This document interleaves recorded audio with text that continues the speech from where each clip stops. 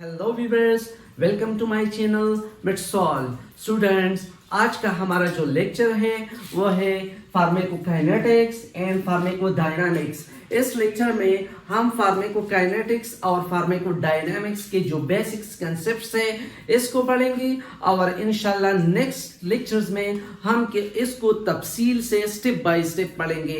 तो अगर हम फार्माकोकाइनेटिक्स की मीनिंग की बात करें तो the word pharmacokinetic is derived from Greek word pharmakon which means drug and kinetikos which means movement। मतलब हमारे साथ फार्माकोकाइनेटिक दो वर्ड से बना हुआ है, एक हमारे साथ है फार्माकॉन और दूसरा है काइनेटिकोस। तो अगर हम ड्रग की बात करें तो हर ऐसा सब्सटेंस जो हम एक डिजीज के ट्रीटमेंट, प्रिवेंशन या डायग्नोसिस के लिए इस्तेमाल करते हैं तो ऐसे सब्सटेंस को हम ड्रग कहेंगे। तो जब हम एक ड्रग को एक डिजीज के ट्रीटमेंट, प्रिवेंशन या डायग्नोसिस के लिए एडमिनिस्टर करें और इसके बाद जब वो हमारे बॉडी में मूवमेंट करता है स्टेप बाय स्टेप, मतलब इसकी एब्जॉर्प्शन होती है, फिर इसके बाद डिस्ट्रीब्यूशन और अपनी एक्शन के बाद जब वो हमारे बॉडी से एलिमिनेट होती है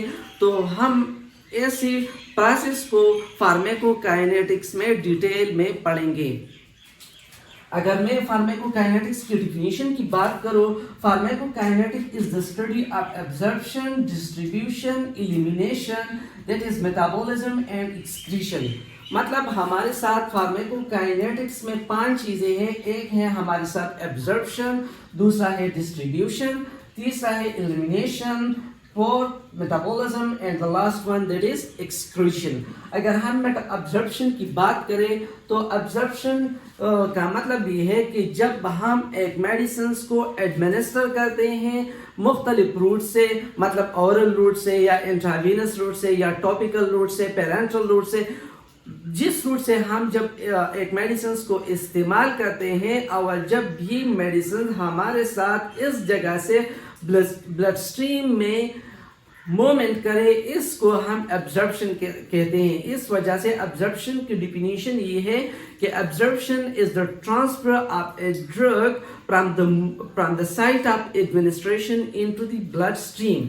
इसका मतलब ये है कि जब हमारे साथ एक मेडिसिन साइट ऑफ एडमिनिस्ट्रेशन से ब्लड स्ट्रीम में जाता है तो इसको हम एब्जॉर्प्शन कहेंगे।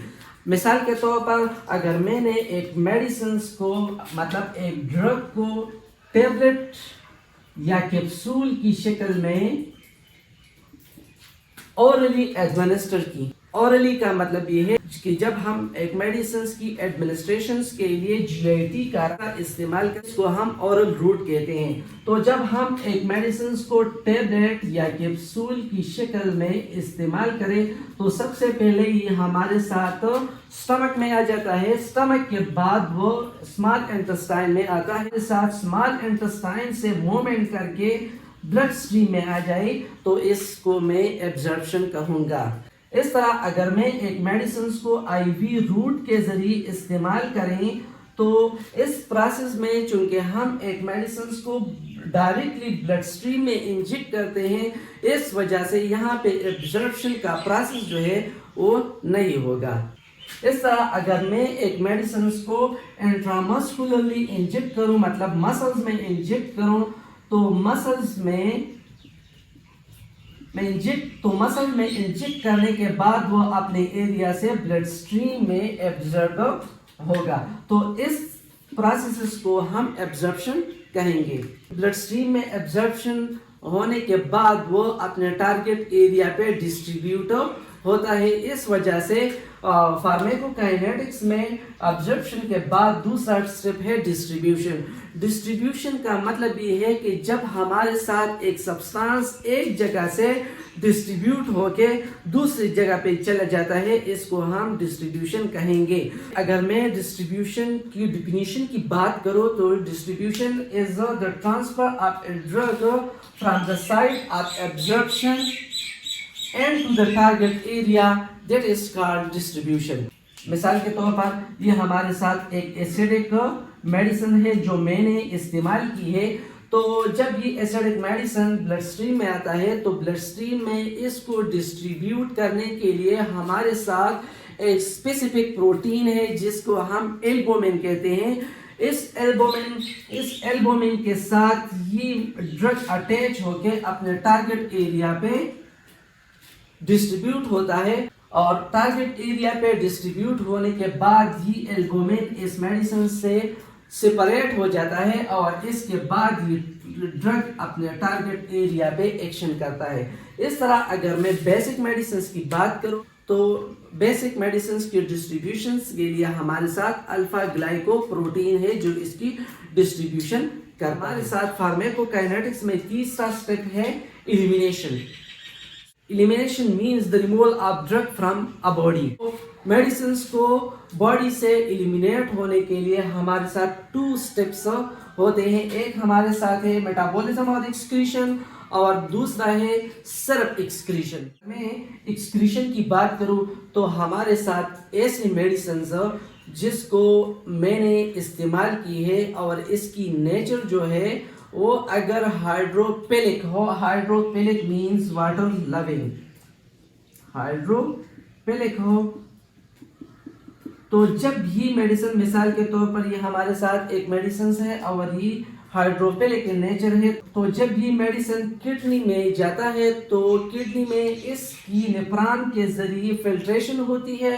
چونکہ یہ میڈیسنز ہمارے ساتھ ہائیڈروپیلک ہے اور نیفران کا جو وال ہے وہ لیپوپیلک ہے. اس وجہ سے چونکہ اس کی الگ نیچر ہے, میڈیسنز کی نیچر ہائیڈروپیلک ہے اور اس نیفرانس کے ٹیبیولز کی وال جو ہے وہ لیپوپیلک ہے. اس وجہ سے اس میڈیسنز کی دوبارہ ایبزرپشن نہیں ہوتی بلکہ یہ ہمارے ساتھ باڈی سے ایلیمینیٹ ہوتا ہے. تو اس کو ہائیڈروپیلک بنانے کے لیے سب سے پہلے ہی لیپوپیلک میڈیسنز ہمارے ساتھ لیور میں جاتا ہے, اور لیور میں ہی لیپوپیلک medicine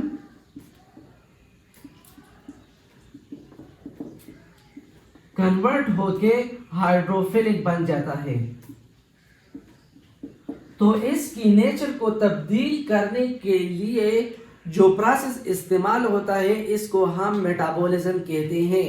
metabolism is the biotransformation process in which a medicine is converted from a more lipophilic form to a more hydrophilic form to easily eliminate it from the body. تو جب ایک medicine metabolism کے ذریعے لیپوپیلک nature سے hydrophilic میں تبدیل ہوتا ہے تو اس کے بعد اس میڈیسنز کی نیفران کے ذریعے ایزیلی ایلیمینیشن ہو جاتی ہے. تو اس کا مطلب یہ ہے کہ ایسی میڈیسنز جو لیپوپیلک ہو, فرسٹ آف آل اس کی میٹابولزم ہوتی ہے اور اس کے بعد اس کی ایکسکریشن ہوگی. لیکن ایسی میڈیسنز جو ہائیڈروفیلک ہو اور آئنائز فارم میں ہو تو ڈائریکٹلی نیفران کے ذریعے ایلیمینیٹ ہو جائے گی.